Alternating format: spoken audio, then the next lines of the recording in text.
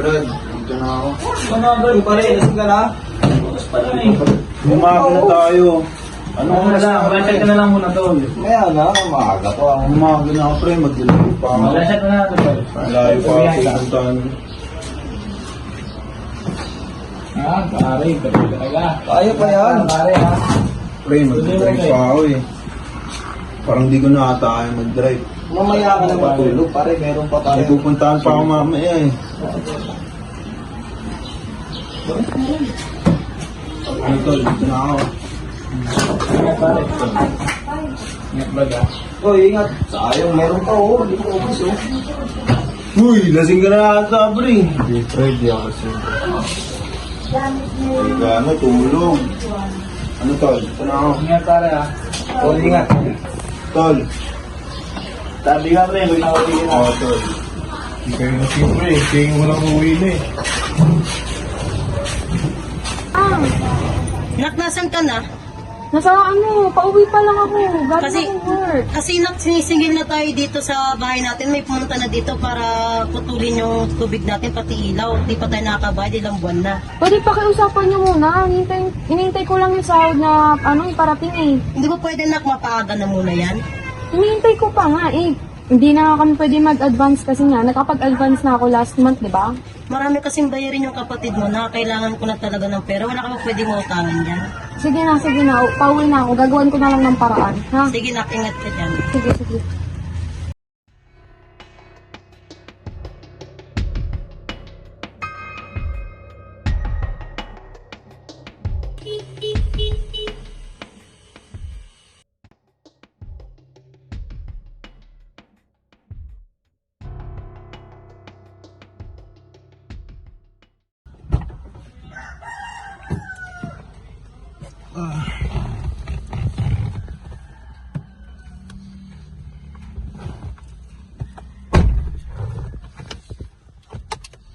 Ha?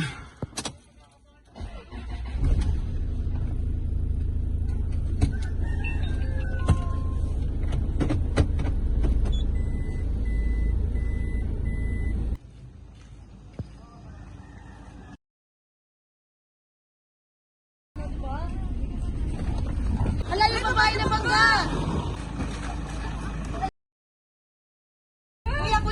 Kuya, saan pupunta? Kuya, babae may nabangga mo, kuya! Hello po? Tulungan niyo po kami, may nahitiran po dito. Dito po sa may lugar ng Dreamland, sa may Mapayapa Street. Pumunta na po kayo, bilis. Please po.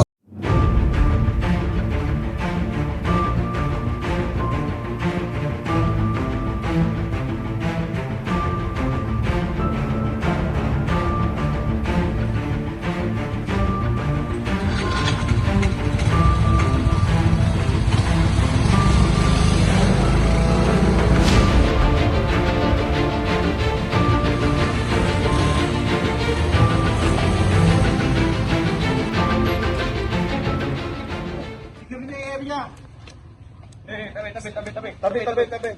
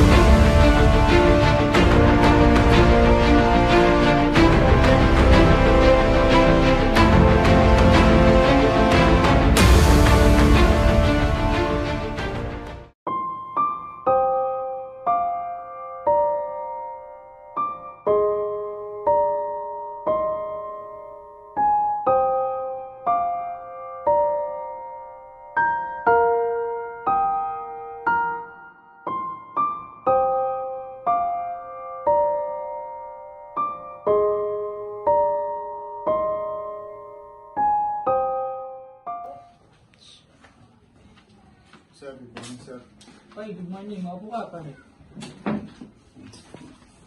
Anong kailangan natin? Bali sir, nakapandito po ako dahil gusto kong i-report sa nangyari sa anak ko. Okay, Aksidente. okay. Ano ba ang nangyari? Bali po, ang sabi po ng mga witness is na nabunggo po doon ang sakyan habang patawid po daw yung anak ko.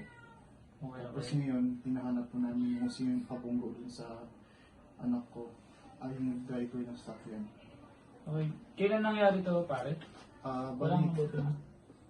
Bali po, yung pagsabi ng witness, umaga po nangyari. Kanina umaga po nangyari. Na ma-action din natin to agad. Maraming salamat sir. Maraming salamat, sir.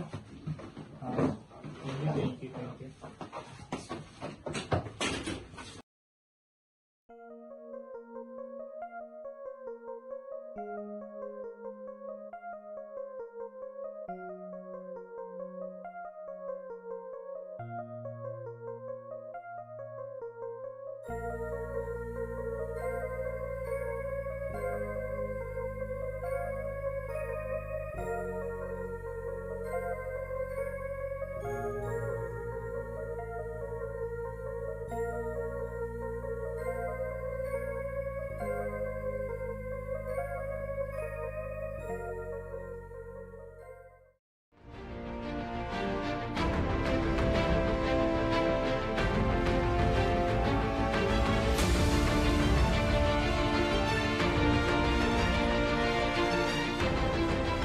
Sir, good morning sir.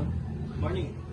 Sir, bali sir, ito pala yung mga bagong informasyon o nakalap namin galing sa mga witness natin na magpapatunay o magpapatibay ng mga informasyon ng prospect.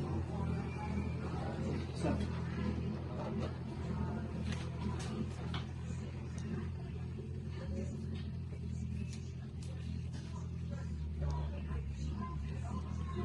Base sa kanyang nakalap na impormasyon, sir, nagdagdagan ang ating mga impormasyon. Napag-alaman natin kung sino yung suspect ng krimen na iyon. Nalaman din natin kung ano yung sasakyan na ginamit at kung ano yung plate number na ginamit.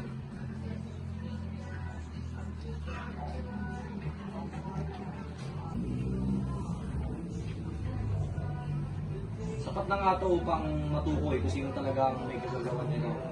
At asahan nyo na mabibigyan natin ng aksyon upang madapit natin sa lahig. Salamat sa mga impormasyon na nabigay nyo sa akin ngayong araw. At asahan nyo na makapag-issue tayo agad ng warrant. Sir, thank you sir.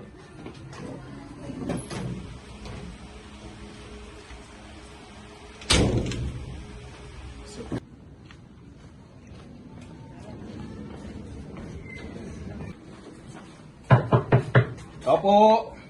Tao po! Master, magandang umaga sir. Magandang umaga sir, dito po ba si Ryan Panganiban? Oo. May dala kaming warrant na pares para sir.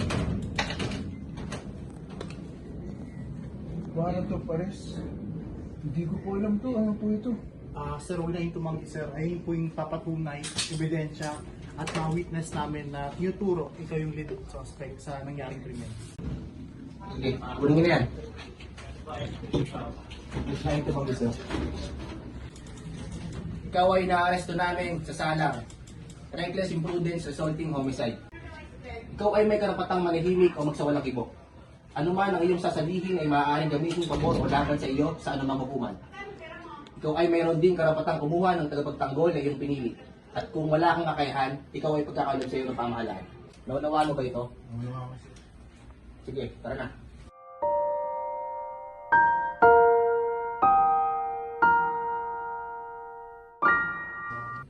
Brian Panganiban, maaari mo bang isalaysay o ipahayag sa akin ang mga nangyari sa araw na yan?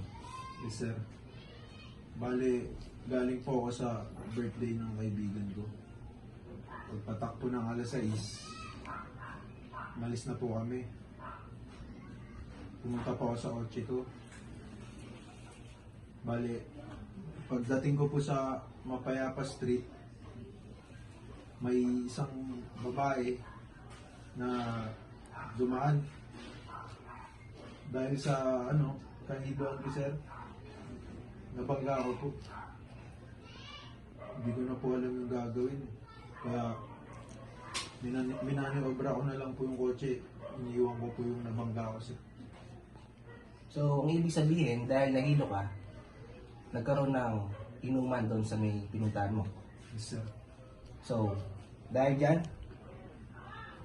ikaw ay inaakusahan ng culpable felony of reckless imprudence resulting homicide under the 365 of the Revised Penal Code. Ikaw ay makukulong ng 4 years, 2 months, and 1 day in maximum. And 6 years and 1 month and 11 days for the minimum. At ikaw rin ay magbabayad ng danyos sa iyong mga napinsala. Magbabayad ka ng nagkakahalagang 50,000 dito sa may civil indemnity. Dagdagan pa nito ang 58,000 sa damages at saka sa burial expenses. At matadagdagan din ng 168,000 for loss of earning capacity, and for the final is the 50,000 for moral explanatory damages. Yun lamang. Maaari ka nang dalhin sa may kulungan.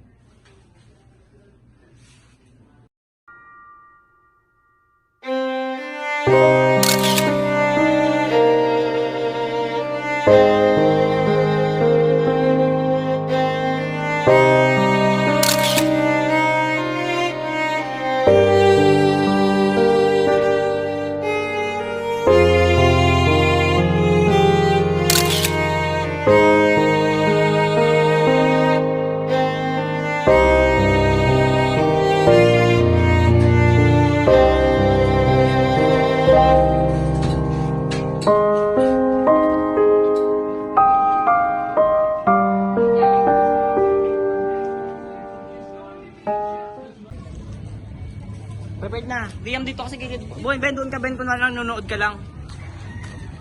Go! Ken, taranta na.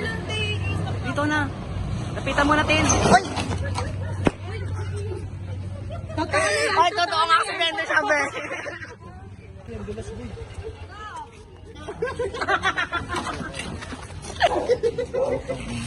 Ayoko na mo ganyan. Higa ka nga, Kai. Tabo.